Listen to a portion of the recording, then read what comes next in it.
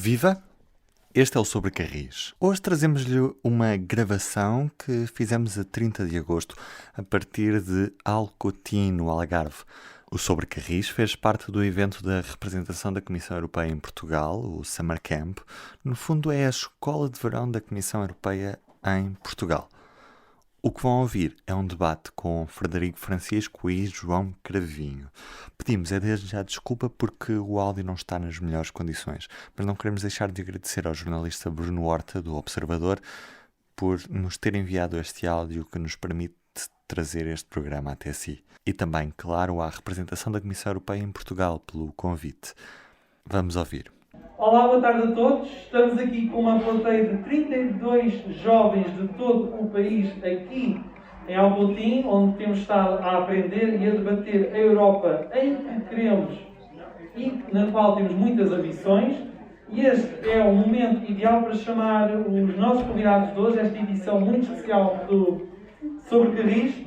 Vamos ter João Cravinho, engenheiro civil, foi Ministro do Equipamento, Planeamento e Administração do Território no primeiro governo de António Guterres, nos anos 90, e é um dos grandes defensores da alta velocidade ferroviária, com o mapa do T deitado, ou seja, com um grande eixo Lisboa-Porto, ou Porto de Lisboa, como preferirem, e uma ligação a meio caminho para Madrid. Depois temos também Frederico Francisco, o coordenador do Grupo de Trabalho do Plano Ferroviário Nacional, o documento que vai orientar o futuro da ferrovia em Portugal. A ideia desta sessão é falar sobre a ferrovia e o papel da União Europeia no desenvolvimento da nossa rede sobre carris. Vamos começar por João Cravinho. Muito boa tarde, obrigado antes de mais por ter aceitado aqui o nosso convite. Até que ponto foi a União Europeia que financiou o nosso biciclo automóvel ao ter aceitado a construção de uma das melhores redes rodoviárias do mundo, enquanto a rede ferroviária ia em cliente? Bom, a União Europeia, pode-se dizer, em sentido pelo menos bastante verdadeiro, não totalmente, que tem financiado todos os nossos serviços. A maneira como são usados os fundos estruturais, que constituem para muita gente com responsabilidades a nível nacional como a nível local, um saco azul. Como se esses fundos fossem livres, quer de condicionalismos próprios à sua aplicação, quer, sobretudo, como se tivessem, não têm, digamos assim, quem os tivesse desembolsado em território nacional. E daí a ideia que se pode fazer tudo com eles, e a questão do bom senso e do sistema, de facto, será para alguns que não predominam nas nossas instituições. Isso é verdade. Agora, devo dizer que no caso da ferrovia, ou antes, se quiser, no caso da rodovia, acho que a rodovia em Portugal se desenvolveu, como diz muito bem, é a quarta rede mundial em termos comparativos, a nossa rede rodoviária em termos de qualidade geral, e é na Europa a primeira ou a segunda. Não é? E isso não é obra do acaso. Não é? Mas também se deve dizer que, embora tivesse havido muita gente empenhada nisso em tempos que são desde a anterior ao 25 de Abril, começámos com as autoestradas, exceto no litoral, têm muito má fama e são muito criticáveis. Não é? O conceito vem do facto de as nossas elites se preocuparem muito e terem como referência fundamental o princípio da eficiência e não terem, digamos, suficiente atenção ao princípio da equidade, seja da equidade territorial, seja da equidade entre interpessoas. Bom, a rodovia está em Portugal como principal modo de mobilidade e continuará. Examinando o Plano Ferroviário Nacional, é muito importante dizer isso, nós, por exemplo, em 2030, como em 2050, a maior parte, o modo, digamos, de mobilidade mais representado, provavelmente, na realidade desse tempo, será ainda a rodovia. O que tem grandes consequências, inclusivamente sobre a questão da concepção do sistema de mobilidade como um sistema articulado entre diversos modos. Por exemplo, nós teremos de chegar à conclusão, julgo eu, e não em muito tempo, que é preciso acelerar a progressão do veículo elétrico na nossa rodovia. E isso não... A ideia de que a ferrovia é um substituto não é verdade. É um complemento muito importante, é um complemento estruturante, é um complemento decisivo. Também, por outro lado, a ideia de que há autoestradas que têm 6 mil carros por ano, que é de facto um contrassenso. Uma ou outra até algumas vezes, com a ajuda do Covid, menos agora, não é? Mas há uma coisa que as pessoas esquecem. Se forem ver, quer dizer, as autoestradas permitiram reduzir para metade ou menos, a média, ou ainda mais, a média dos tempos de ligação. Bom, isso é um valor social de coesão extraordinário, é um valor de equidade territorial extraordinário. As pessoas não ligam a isso, não é? Infelizmente. Mas agora é a hora da ferrovia. E é a hora da ferrovia por recuperação. Fundamentalmente, nós estamos muito atrasados naquilo que já deveríamos ter feito desde o fim da década de 90. Isto é, Consigo, neste caso. Como? Consigo, final da década de 90 tem um pouco a ver consigo. Bom, como dizia o outro, eu não quero estar aqui assim a trazer o assunto apenas como em favor da minha dama, que sou eu. Mas quem conhece o assunto percebe que, precisamente em 96, na Cimeira de Dublin, modificou-se por completo o modo como Portugal se inseria nas redes transeuropeias. E modificou-se por completo em nome de quê? Em nome de uma estratégia que se introduziu nessa altura. Portugal parte mais-valia europeia na fachada atlântica. E quando se fez a Cimeira de Dublin, isso se transformou o projeto número 8, que era reduzida a Valladolid, Lisboa, numa rede multimodal que agrupava todos os problemas, todos os grandes modos de transporte. Não é? Quer dizer, isso, liado à ideia da estratégia atlântica europeia, quer dizer, devia ter acelerado muito a construção da rede TEN, da inserção de Portugal na rede TEN. Temos avançado, é verdade, melhorou muito a situação, é verdade, mas ficámos aquém daquilo que poderíamos e deveríamos ter feito.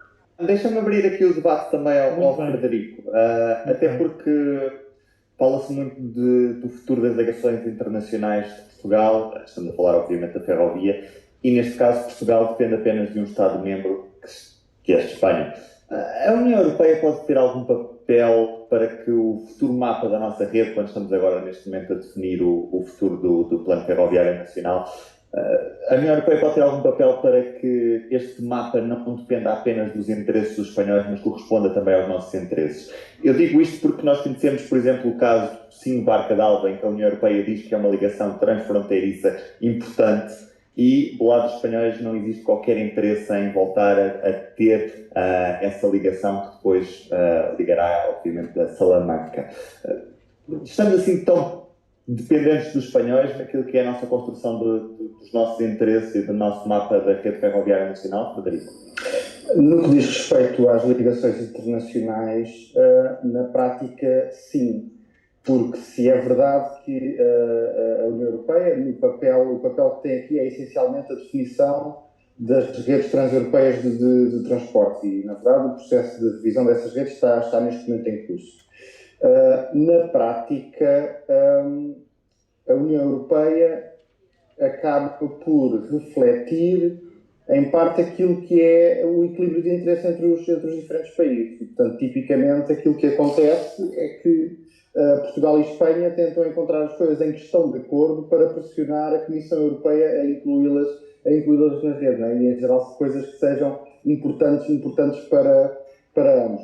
No caso particular do Pocinho Barca d'Alva, eu, apesar de tudo, acho que há aí algum equívoco sobre o nível de prioridade que a União Europeia dá a essa ligação. Não é? Porque essa ligação aparece em 2 ou 3 relatórios, um deles da Comissão, outros do Tribunal de Contas Europeus, que elenca um conjunto de ligações, de missing links transfronteiriças. Não é? Se inclui também a ligação Faro-Elva, em Portugal, incluem-se algumas dezenas de outras ligações pela Europa. Quer dizer, nunca apareceu em nenhum relatório europeu que essa fosse uma ligação a desenvolver do ponto de vista do transporte de passageiros Porto-Madrid ou do transporte de mercadorias para a Espanha.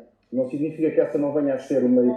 Já vou desculpe interromper, mas assim, é possível, como diz a União Europeia, não tenha atribuído uma grande importância, ou diz que não atribuiu a importância que se diz por aí a essa ligação. Mas Portugal não pode definir também essa prioridade e, em consequência, pedir fundos ou fazer um projeto para essa reabertura? Sim, eu ia chegar precisamente aí, Carlos.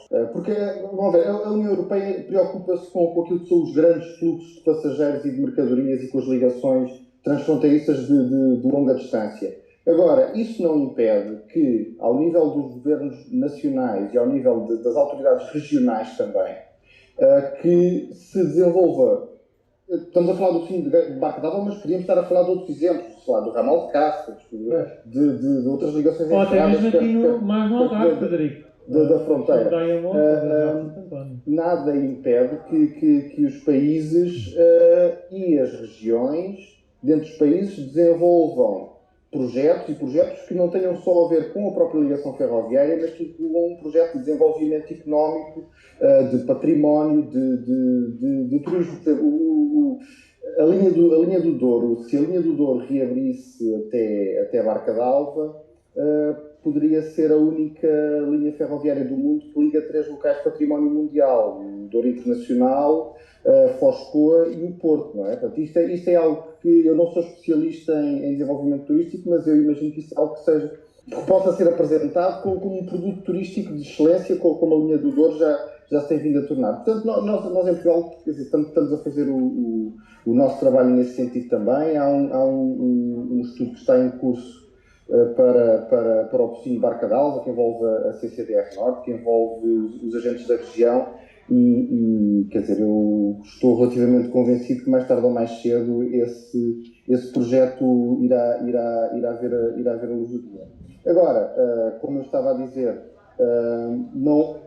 esse é um projeto mais de âmbito regional e local, até do que propriamente de âmbito nacional e internacional. Sim, e em relação à ligação Lisboa-Madrid por Salamanca, em vez de ser por Extremadura, como neste momento está a ser feita. Há alguma novidade sobre isso? Há algum interesse da parte de Portugal que seja essa a ligação preferencial à Espanha? Existe o interesse da parte de Portugal em desenvolver essa ligação à Espanha, porque essa é a ligação que... Nós em Portugal, deixa-me só fazer aqui um ponto prévio, que é... Nós ao longo dos anos, temos, na minha opinião, cometido o equívoco de começar a falar das ligações transversais antes de falar da ligação norte-sul. Eu gostava só de estabelecer esse ponto que, indo um bocadinho ao exagero, não vale a pena pensar em fazer mais nada antes de estar pronta a ligação de alta velocidade Porto-Lisboa. Porque é aí que nós temos a grande concentração de pessoas do país, é aí que nós temos a grande concentração da mobilidade, quer de pessoas, quer de mercadorias. Uma vez nós tendo esse eixo estruturado, e é um eixo que terá um enorme volume de passageiros, que terá uma grande frequência de serviços, então nós poderemos, a partir daí, começar a radiar ligações em direção à fronteira. Estou a falar principalmente nas ligações de passageiros. Então, a ligação pela Extremadura, nós temos neste momento em obras a linha Évora-Elvas, e, na verdade, depois de estar pronta a linha Évora-Elvas, a única peça importante que fica a faltar na ligação pela Extremadura é uma nova travessia no Tejo. Porque, de resto, mesmo sem construir toda a linha de alta velocidade que estava inicialmente prevista, só com o pedaço que está agora a ser construído, o resto da linha permite velocidades elevadas, nós conseguimos ir de Lisboa à fronteira em cerca de 1h30. Portanto, essa ligação passa a ser, se nós quisermos repartir as responsabilidades de acordo com a quantidade de investimento que falta fazer de um lado e do outro, essa ligação passa a ser mais responsabilidade de Espanha do que responsabilidade nossa. No caso da ligação por Salamanca, é o contrário, porque a fazer essa ligação, e essa ligação pode de facto não só ligar todo o norte e centro do país a Madrid, em menos de 3 horas, como também ter potencialmente ligações a Lisboa por essa via em pouco mais de 3 horas. Mas também tornar-se o caminho mais curto entre Vigo e Madrid, por exemplo, e eventualmente uma ligação que até teria muito mais procura e seria muito mais atraente do ponto de vista comercial do que uma ligação pela Galiza, não é? O que nos leva a pensar se as fronteiras políticas não existissem, que outra carreira é que se poderia desenhar na Península Ibérica. Mas essa ligação, o ónus do investimento está muito mais do lado de Portugal do que do lado de Espanha, porque a linha entre Vilar de Formosa e Salamanca é uma linha que com alguma intervenção, com uma modernização, ela pode permitir velocidades um pouco mais elevadas e que permitem confortavelmente ter um tempo de viagem Porto-Madrid em 3 horas. Portanto, os milhares de milhões de euros que é necessário investir estão do nosso lado, e o interesse maior também está do nosso lado, para ligar cidades como Viseu e para ligar também toda a beira interior ao litoral em muito menos tempo. Posso fazer uma pergunta de leitor mal informado? Duvido que seja mal informado, mas agradeço a pergunta. O plano ferroviário, que a apresentação que dele foi feita, eu tinha a ideia do quê? E porquê? Conversei muito com espanhóis por um lado. Eles deram muito a construir no multimodal. Houve aí uma grande colaboração com o governo espanhol da época. Apesar de não ser um ser socialista e o outro ser popular. De qualquer maneira, conversando com os espanhóis, com os franceses, quer dizer, um facto que me parece absolutamente decisivo neste tipo de ligações entre localidades que têm, apesar de tudo, uma geração de tráfego de alta velocidade relativamente moderada, é a concentração. Possivelmente é a concentração. E, portanto, perante o que se vai ouvindo agora, fica-me um bocado uma certa ideia de indefinição que para um plano ferroviário é incompatível. Sim. Deixe-me só dizer, pronto, a coisa que eu tenho tido em todas as ações que temos feito é que, pronto, o plano ferroviário neste momento ele não está feito, não é? Está ainda muito longe de estar feito. O que nós lançámos foi algumas ideias para se começar a discutir, e o que estamos neste momento é a ouvir e a auscultar o país e as regiões sobre quais é que são as necessidades e quais é que são as ambições de cada região e dos diferentes agentes. Agora, em relação à ligação do Porto a Madrid, eu concordo consigo, ela não tem sido colocada em cima da mesa e pronto, o ministro Pedro Santos ele tem falado de ligar não só Lisboa, mas ligar toda a faixa litoral de Portugal a Espanha. E eu estou de acordo que é isso que nós devemos ambicionar e é isso que deve ficar plasmado no Plano Ferroviário Nacional. E, tendo em conta isso, de facto, a ideia do T, que vem do tempo do João Cravinho enquanto ministro, era a forma mais evidente e mais óbvia e mais natural de fazer essa ligação. Não é? Ter todo o eixo atlântico português estruturado e depois ter uma ligação única desse eixo atlântico a Espanha para ganhar essa escala. O único problema é que, passados 20 anos, a Espanha já investiu milhares de milhões de euros a construir uma linha em direção a Badajoz. E, portanto, Espanha já investiu milhares de milhões de euros em direção, nem em direção ao PI, é em direção a um L, não é? Um L que tem Porto-Lisboa e Lisboa-Madrid. E, portanto, ficou ainda mais do lado de Portugal o ónus de querer ligar toda a faixa atlântica a Espanha, que se conseguirá fazer concretizando o dito PI, não é? Fazendo também a ligação da Aveiro a Vilar Formoso. que lhe diga o seguinte: quando se fez a estratégia do T, nessa altura, eu dava muito bem como ministro de Fomento espanhol. Não é? E em conversas que tivemos longas, aliás, eu percebi o grande interesse de Espanha na ligação a Lisboa, para além da ligação a Lisboa, que era importante, Madrid-Lisboa, mas havia um pequeno pormenor: 60% do uso da alta velocidade nessa linha é entre Madrid e Extremadura. E o tráfego português ia ajudar imenso a amortizar, mesmo e sobretudo, essa ligação à Extremadura. Ele depois estendeu para Badajoz, que era coisa intermédia, mas aceitava, devido a esse argumento, aceitava que nós tivéssemos o T e que entrássemos, digamos, em direção a Cáceres. Para a amortização na maior parte da linha, com o acréscimo, digamos assim, de uso por parte da origem portuguesa. Agora tudo mudou. Pois, claro.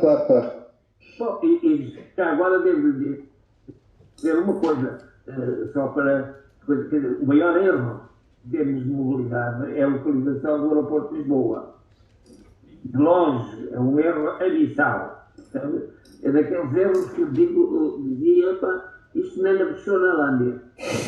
Quando sucede uma coisa dessas, e tem argumentos, porque de facto não é possível. Não é? Quer dizer, repare, primeiro ponto, 88% do acesso ao novo, da travessia, a nova ponta, 88% do trânsito tem origem a norte do Tejo.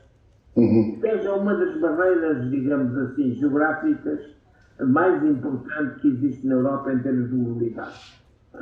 Pois nós, por 12% e por outras coisas que valem de 150% do país, em termos de governação, vamos fazer o aeroporto a sul. Primeiro ponto. Segundo ponto, repara, a dificuldade que há neste momento em ver como é que se serve o aeroporto na margem sul, o TGV. Dificuldade em termos de custos, em termos de traçado, e dificuldade em termos, digamos assim, de tempo para o esquema geral. Com o T, você tinha o aeroporto próximo do T. Exatamente.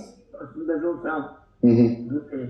Bom, e tinha o problema resolvido naturalmente, entre aspas. Bom, nós estamos, digamos, 20 anos depois, completamente perdidos em matéria aeroportuária. Eu não digo que temos possibilidade de corrigir assim, fazer melhor, sabe? Eu digo que estamos completamente perdidos. De facto, a discussão do aeroporto ao longo das últimas décadas é um exemplo, talvez o exemplo máximo da dificuldade que o país tem em decidir sobre como e onde fazer os grandes investimentos. Não é? Um bocado como na ferrovia, Frederico, também é a mesma coisa. Diz? Um bocado como também na ferrovia, não é? Claro, sem dúvida.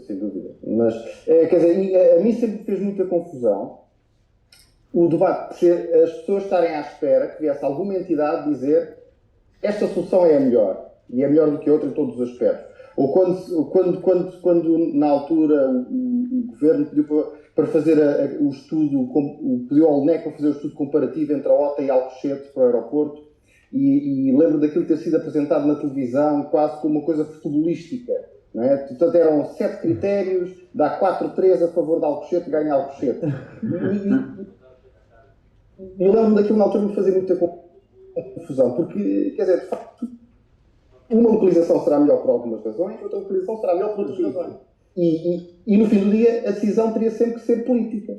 Não é? Portanto, os políticos munidos de esta é melhor aqui, vou decidir fazer aqui porque isto e isto. E, de facto, a localização do aeroporto de Lisboa na OTA, num local a norte do Tejo, a norte de Lisboa, do ponto de vista da integração do aeroporto nas redes de transporte portuguesas, era muito melhor do que qualquer solução a sul do Tejo, que tem outras vantagens, mas nesse particular eu estou inteiramente de acordo com a análise do João Cravinho. Para aqueles que têm acompanhado menos este assunto, como é que isto funciona? Neste momento temos um paradigma na União Europeia em que, na ferrovia, há a empresa de infraestruturas e depois há os operadores comerciais que deverão, em princípio, concorrer entre si.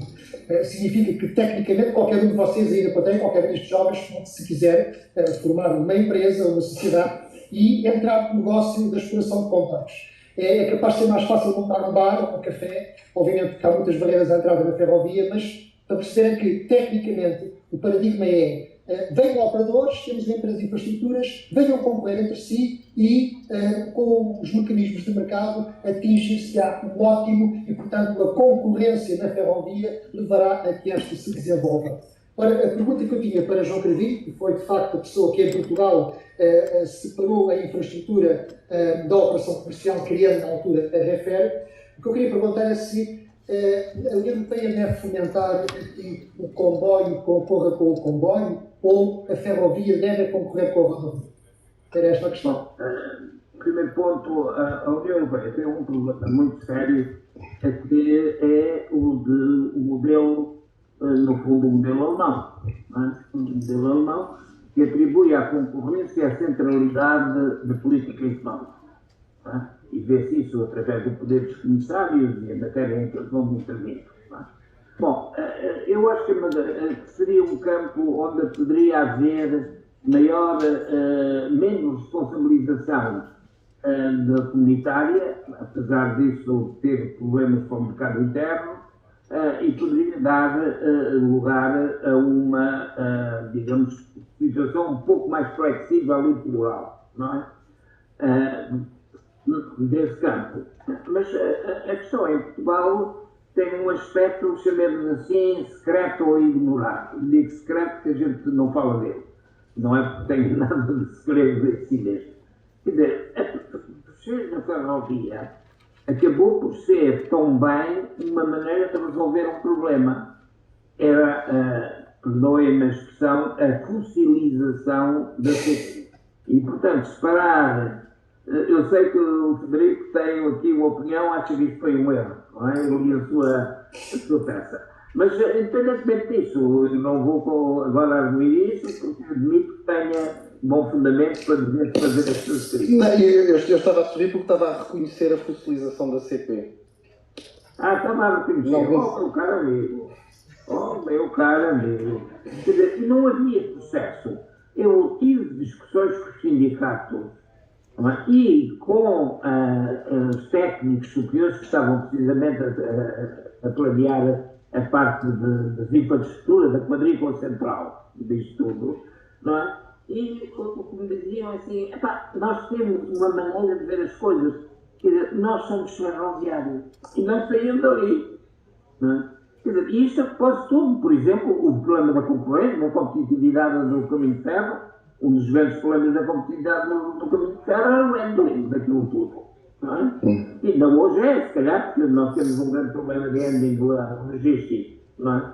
Bom, mas aquilo era visto como, pois, isto aqui só há problemas, isto é complicado.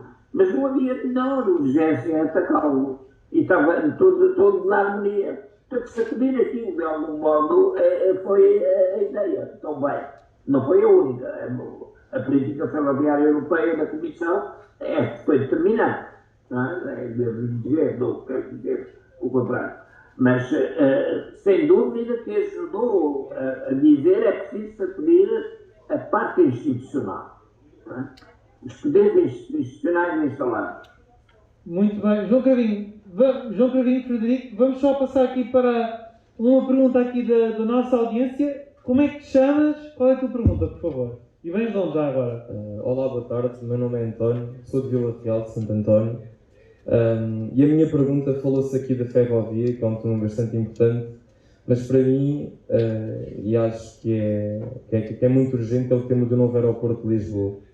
À semelhança de Londres e Paris, com o aeroporto internacional de Gatwick e Orly em Paris, supostamente, ambos ficam a mais de 1 hora de distância da capital.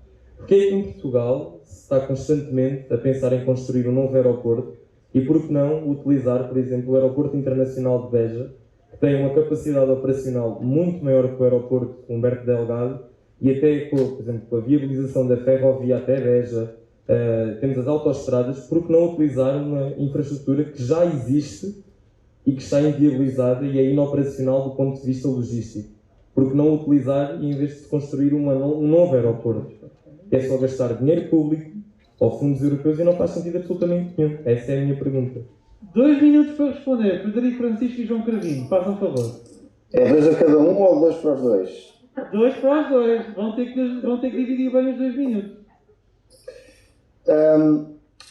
Beja fica a 120 km em linha reta de Lisboa, fica a 180 km por estrada ou por ferrovia de Lisboa.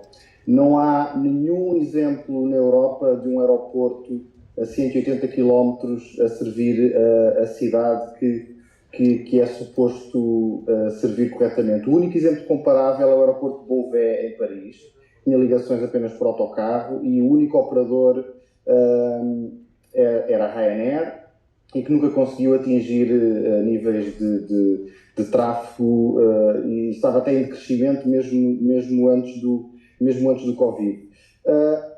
O aeroporto de Beja já existe, seja como for, se fosse necessário que o aeroporto de Beja servisse alguns milhões de passageiros por ano, seria necessário investir na mesma centenas de milhões de euros no aeroporto de Beja para ele ter a capacidade de acolher esses passageiros. E, para além disso, é teoricamente possível fazer uma ligação ferroviária em 1 hora de Lisboa a Beja, mas essa ligação custaria alguns milhares de milhões de euros. Pronto, em 1 minuto, João está Cravinho, resumido. o restante minuto é para si, para terminarmos. Bom, eu estou de acordo com a opinião que foi dada aqui pelo Frederico e, portanto, a única coisa que diria é o seguinte: quando se pensou no novo aeroporto, pensou-se na rede multimodal e pensou-se na estratégia atlântica. Quer dizer, a estratégia atlântica como estratégia forte e com sentido das realidades europeias só triunfará no dia em que houver uma grande área metropolitana polinucleada da ordem dos 7 ou 8 milhões de habitantes. E, por outro lado, sabe-se que os aeroportos internacionais, hubs, são o mais forte potenciador da aglomeração e de articulação polinuclear que se conhece em todos os instrumentos de política territorial. Portanto, daí resulta que Beja está descentrado fora, digamos assim, da possibilidade de servir a estratégia atlântica, exceto em 2 campos. Beja tem condições para ser um certo tipo de aeroporto de serviços. Localização, por exemplo, de montagens, localização, por exemplo, de reparações, até estacionamento, não é? Que há uma dificuldade muitas vezes sobre isso.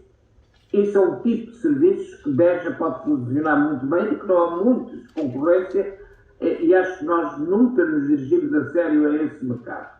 Bom, segundo ponto, Beja pode, no caso de sim vir a ter um desenvolvimento com uma zona industrial muito forte, quer dizer, para montagens de produtos que têm origem transcontinental, né? Nessas condições,